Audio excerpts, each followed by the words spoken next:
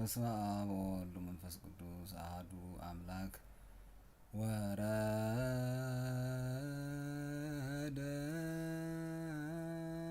ላዕሌሆሙ መንፈስ ቅዱስ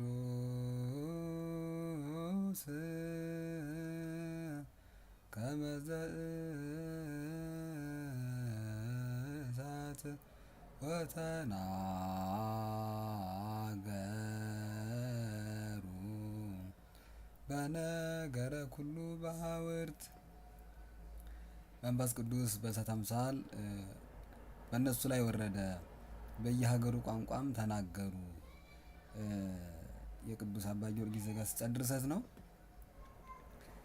የእግዚአብሔር ቤተሰቦች እንኳን ለበዓለ ጰራቅሊጦስ አደረሳችሁ። በበዓለ ጰራቅሊጦስ መንፈስ ቅዱስ መጽንዒ ናዛዚ፣ የዓይን ዓለም የሚያረጋጋ ምስጢር የሚገልጥ ኃይልን የሚሰጥ ወደዚህ ዓለም እንደወረደ ለቅዱሳን ሐዋርያት በእሳት አምሳልና በነፋስ አውሎ አምሳል እንደተገለጠላቸው ያሳያል። የቤተ ክርስቲያን ልደቷም ይባላል። እንግዲህ መንፈስ ቅዱስ በነፋስ አውሎ አምሳል ወረደ፣ በእሳት አምሳልም ወረደ።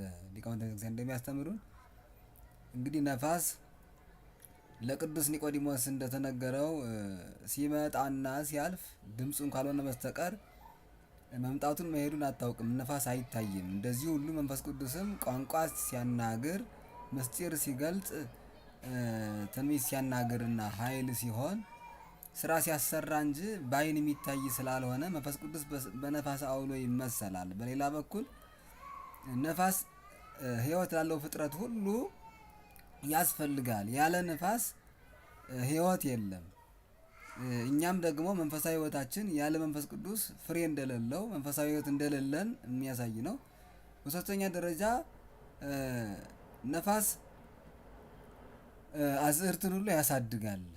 እኛም ደግሞ ፍሬ እንድናፈራ የሚያሳድገን መንፈስ ቅዱስ እንደሆነ ለቅዱሳን ሐዋርያት በነፋስ አውሎ አምሳል ተገለጠላቸው። በሌላ በኩል በእሳት አምሳል ተገለጠላቸው ይላል መጽሐፍ።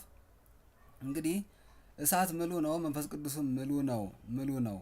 ለእያንዳንዳችን በተለየ ሲሰጠን አንዱ መንፈስ ቅዱስ ለሁላችን በምላት ይሰጠናል እንጂ የሚከፋፈል አይደለም። ለቅዱሳን ሐዋርያት ሲሰጣቸው ከ12 ተከፍሎ አይደለም። እመቤታችንም ከመካከላቸው ነበረች። ስለዚህ ምሉ ነው፣ ለሁሉም ምሉ ነው፣ ጸጋው ምሉ ነው። እሳት በምላት ሳለ እንግዲህ በቡላድ ማለት እየከፋፈሉ በጧፍም ብንል በሻማም ብንል ለየብቻ እየወሰዱ ሊያበዙት ይችላሉ። ስለዚህ መንፈስ ቅዱስም ምስጢር ሲገልጥ ሲያስጠረጉም በሰዎች ጸጋው ብዙ ሊሆን ይችላል። የጸጋ ስጦታው ልዩ ሊሆን እንደሚችል የሚያሳይ ነው ማለት ነው። እንግዲህ እሳት መጀመሪያ ከቡላዱ ሲወጣ ጥቂት ነው፣ በመጠን ትንሽ ነው። በእንጨት እያቀጣጠሉ ያሰፉታል።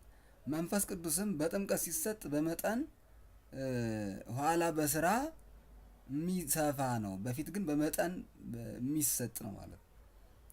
በስራ እናሰፋዋለን ማለት ነው። ሰው ስለተጠመቀ ብቻ መንፈስ ቅዱስን ስራ ሰርቻለሁ ማለት ላይችል ይችላል፣ በስራ ካልገለጠው በስተቀር። መጠመቁ ብቻ የሚያድነው አይደለም፣ ልጅነት ከማግኘቱ ባሻገር ማለት ነው። እና በስራ ያሰፋዋል ማለት ነው። እሳት መዓዛ ጣዕምን ያመጣል፣ ወይም ደግሞ ጣዕመ መዓዛ ልንለው እንችላለን። መንፈስ ቅዱስም ጣዕመ ጸጋን መዓዛ ጸጋን ያመጣልና እሳት በመጠን ቢሞቁት ሕይወት ይሆናል። መንፈስ ቅዱስን ደግሞ በሚገባ በተጻፈው ልክ ቢመረምሩት በዛ ልክ ሕይወት ይሆናል፣ ለሕይወት መመሪያ ይሆናል፣ ኃይል ይሆናል። ከመጠን ካለፉ ግን እንግዲህ ወደ መካድ ያመጣልና እሱም ይቀስፋልና። እሳት ደግሞ ከመጠን ካለፉ በሽታ ነው የሚሆነው፣ ያቃጥላል። እሱን ያሳያል። እሳት ያቀረቡለትን ሁሉ ያቃጥላል። መንፈስ ቅዱስም ደግሞ ሕዝብም አሕዛብም ቢሆኑ የጸለዩትን ጸሎት አሳርጎ መስዋዕታቸውን ተቀብሎ ለሁሉም እኩል ጸጋ ይሰጣልና ያቀረቡለትን ሁሉ ይበላል ይላል። በሌላ መልኩ እሳት ውሃ ገደል ካልከለከለው በስተቀር ሁሉን ማጥፋት ይቻለዋል። መንፈስ ቅዱስም ቸርነቱ ካልከለከለው ዓለምን በቅጽበት ማጥፋት ይችላል። ቅጽበት ከምንለውም በታች ማጥፋት ይችላል ማለት ነው። እና እሱን የሚያሳይ ነው። ሌላው እሳት ሰባቱን ማዕድናት ያጠራቸዋል። መንፈስ ቅዱስም ሁሉን ያነጻልና እሳት ከአንዱ ፋና 50-60 ቢያበሩበት ተከፍሎ የለበትም፣ አይቀንስም ማለት ነው። መንፈስ ቅዱስም እስከ ምጽአት ድረስ ሲሰጥ ይኖራል። ቅድምም እንዳልኳችሁ ለአንዱ ሲሰጥ ተቀንሶ ለአንዱ ሲሰጥ በቁጥር እየተከፋፈለ መጠኑ እያነሰ የሚመጣ አይደለም መንፈስ ቅዱስ እና አይቀንስም። መንፈስ ቅዱስ በምልአት ያለ ነው፣ ጸጋውም አያልቅም። እሱን የሚያሳይ ነው። በእሳት ቀድሞ ሰባ ሰዶምን 70 ገሞራን አጥፍቶበታል። ከእስራኤል አንዱን ህብር አጥፍቶበታል። ለመዓት ብቻ እንዳልሆነ እሳት ለምሕረት እንደሆነ ማሳያ ነው። ሌላው እሳት ሸክላ ሰሪ ሰርታ ነቅ ያገኘችበት እንደሆን እንደገና ከስከሳ በውሃ ለውሳ በእሳት ታድሰዋለች። ስለዚህ እኛም ተሐድሶ የምናገኘው በመንፈስ ቅዱስ ኃይል እንደሆነ በመንፈስ ቅዱስ ጰራቅሊጦስ እንደሆነ የሚያሳይ ነው። መንፈስ ቅዱስ መጽንዒ፣ ናዛዚ፣ መስተፍስሒ የሚባል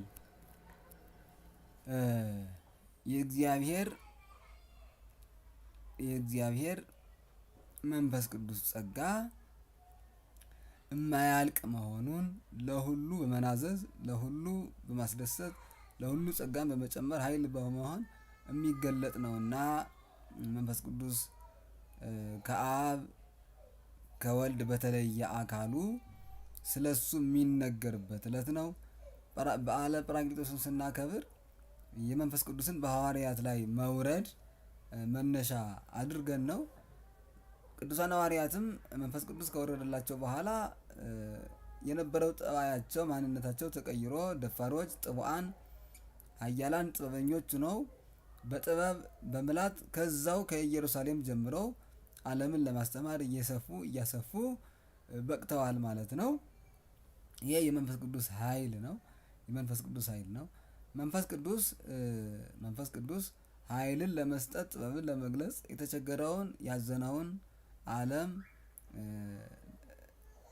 ከሀዘኑ እንዲያገግም ለማድረግ ለማጽናናት፣ ለማረጋጋት ከሁሉም በላይ የእግዚአብሔር ወልድ የኢየሱስ ክርስቶስን የባህሪ አምላክነትም ለመግለጥ ክፉዎችንም ለመውቀስ ወደዚህ ዓለም ተልኳል። እንግዲህ ወደዚህ ዓለም ተላከ የሚለውን እንደምታውቁት እናንተ መንፈስ ቅዱስ ድሮም በዚህ ዓለም የለም ማለት አይደለም። በጸጋ ተገለጠ እንደገና እንጂ መንፈስ ቅዱስ በምልአት ያለ ነው። ከምናየው ከማናየውም በላይ ያለ ነው። ከፍጥረት በላይ ያለ ነው። ወሰን ደንበር ያለው ሆኖ አይደለም። ስለዚህ ግን ዓለም እንዲቀደስ ዓለም ወንጌል በስፋት እንዲማር ወንጌል በምልአት በስፋት በቅዱሳን ሐዋርያት አማካኝነት እንድትሰበክ ምክንያት ሆኖ መንፈስ ቅዱስ ወደዚህ ዓለም ለቅዱሳን ሐዋርያት በቅዱሳን ሐዋርያት አንጻር ተላከ ማለት ነው። ቅዱሳን ሐዋርያት ከዚያ በፊት መንፈስ ቅዱስ ተለይቷቸዋል ማለት አይደለም። ከዚያ በኋላ ግን ኃይል እንዲሆናቸው በልዩ አመጣጥ በጸጋው ጎበኛቸው ማለት ነው። እንግዲህ መንፈስ ቅዱስ ለቅዱሳን ሐዋርያት ሲወርድላቸው በየሀገሩ ቋንቋ ተናግረዋል። እንግዲህ እግዚአብሔር ቋንቋን ለመጥፎ ስንጠቀምበት በብሉይ ኪዳን በባቢሎን የነበሩ ክፎች ቋንቋቸውን እንደደበላለቀባቸው እናያለን። እንደገና ደግሞ አሁን ዓለም ሁሉ በሚነጋገርበት ቋንቋ ቅዱሳን ሐዋርያት እንዲናገሩ ወንጌል እንዲሰፋ ደግሞ ፈቃዱ ሲሆን ደግሞ ጸጋውን አውጥቶ ደግሞ ቋንቋን ገለጠ ማለት ነው። ስለዚህ ቋንቋ ከእግዚአብሔር ሕግ በላይ አይደለም። ለመጥፎ ካዋል ነው እንግዲህ እንደምታውቁት የኃጢአት መነሻ ሆኖ እናየዋለን። እግዚአብሔር ሊያጠፋው ሊደበላልቀው ይችላል።